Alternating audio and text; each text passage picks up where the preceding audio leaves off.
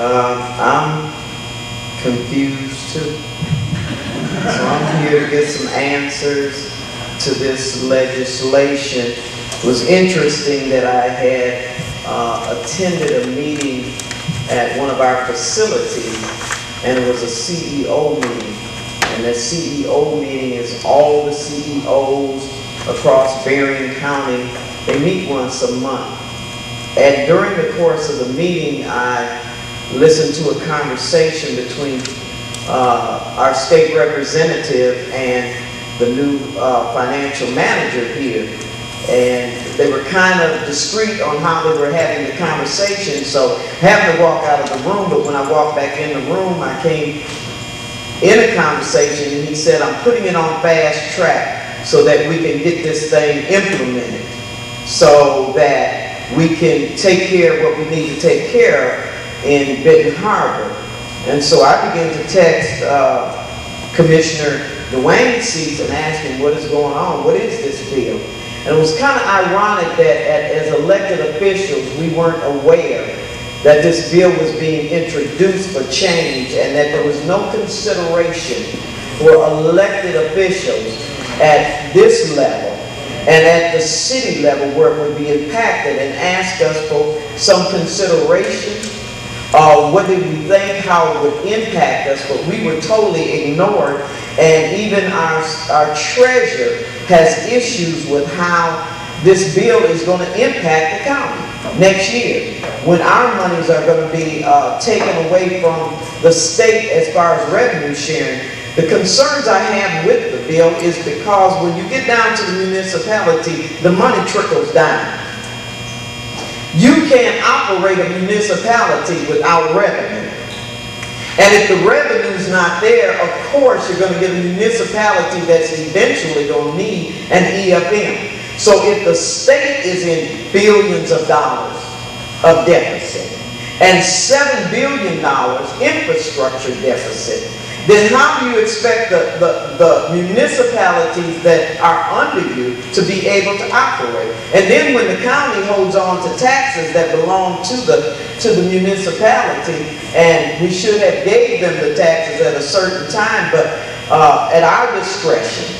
And I look at this bill and it uses too many terminologies that says at the EFM's discretion, and not at what it concerns the residents, but at his or her discretion.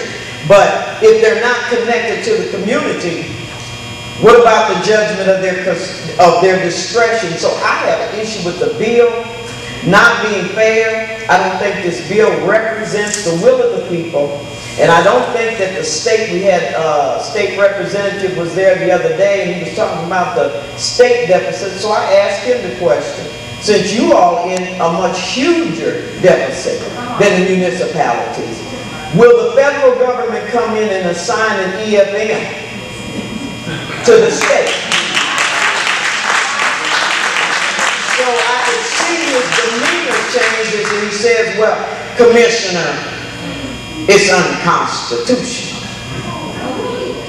And I said, oh, so the recovery money and things that you all received to get you all out of, and I had to use some judgment because I see he was getting a little upset because I did say, I realize you introduced this bill, sir.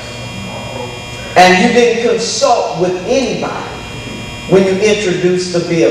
If you all walk through this bill, because my time is up, and if you'll look and see at one of the sections, I really am appalled at is section 17, section 1 and 2.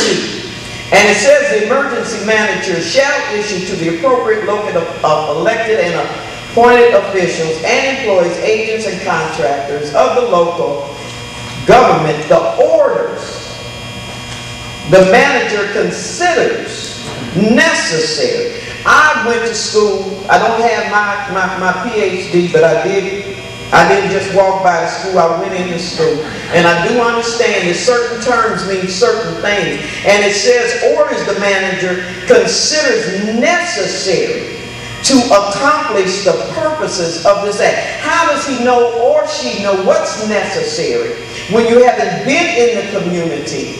You don't know what the problems are in the community, but what you deem is necessary, you issue an order that will eternally impact that community. And then it says in part 2, if you will read it, if he finds it under his order, that the people that don't work with him, and it's not reasonably carried out, reasonably, in his reasonable or her reasonable mind, out the failure to carry out an order, and is disrupting the emergency manager's ability to manage. The emergency manager, in addition to other remedies provided in this act, may prohibit the local elected and appointed official or employee, agent, or contractor from access to the local government's office facilities.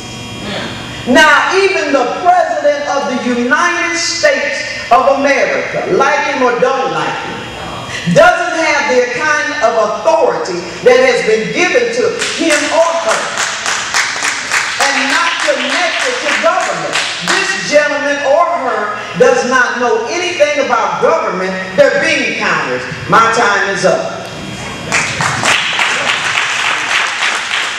I'd like to say that everybody, you do understand that right now, the city of Benton Harbor, just like most places, are under siege. We are in a dictatorship. As I stand and speak today, and I have concurrence with my fellow commissioner, Mayor Pro Tem Muhammad, that there has been no collaboration, and it's quite true, as most of you have said here. When it seemed that there was an objection to what the EFM, Mr. Joseph L. Harris, has put down, he cited no cooperation. He's chosen the path of cutting off communications. And in fact, these are some of the things that we do face. EFM came in under the Public Act 72 of 1998, you mentioned, Mr. Chair, which was to balance the budget. Immediately, though, enacting or acting out as if the new 4214 had already been passed, without it being passed at the time. Mr. Harris came in, he sold certain items that were designated to, for example, a water line for $675,000, which should have gone back to the water department, where we need vehicles, we need tools, things of that nature. Our streets are crumbling, infrastructure. These things that he has not committed to. He's hired attorneys, and a new attorney, Scott Venus, whom, as we further investigate, and I have, because I have a personal encounter, work in conflict of interest, as I would say today, on the Edgewater projects, on the Harbor Shores projects, in consortium with Whirlpool, the corporation. Joe Harris came in immediately joining the consortium for community development, which is an arm of Whirlpool. Joining that consortium, Joe Harris, then the corporation now, with the state, has taken the mantra of the marching orders of the corporation. Local government and its people are meaningless. At this particular time, Joseph L. Harris, as it has been truly stated and duly stated in the Herald Palladium, is now putting a referendum on the ballot for November to do away with ward commissioners. Once you do away with your ward representation, as in districts, then you do away with the voters' rights. This is what's going on in the city of Benton Harbor. Being a catalyst as well, in reference to cross-training of both fire and police departments.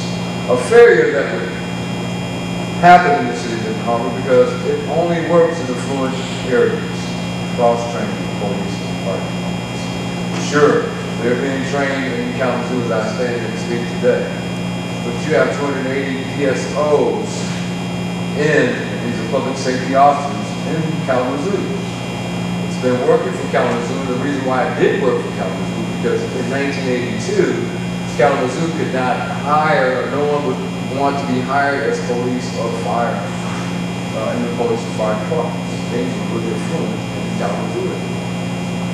So now we are relegated in an impoverished city, as Commissioner Seats spelled out the trickle-down effect. It is as if we have not been able to manage, not being allowed to be at the table to sit down to determine economic match with the effort. The saddest thing is that we the people, don't realize the devastation of dictatorship. We don't realize what is on the table or the horizon for this summer alone. Right now we have a convergence of police departments in the city of Benton Harbor, rifling down and manning up, preparing to put people in detention at high numbers. We also have, at this particular time, an educational institution that is constantly being pervasively put to the test of failing because the dollars, again, do not come into the school system. We have downtrodden people whose spirits are so badly badgered, and it's not a non-fact that government in the past listened to the corporation, was pacified and hypnotized by the corporation. Therefore, we have a harbor shores where we gave away a lakefront.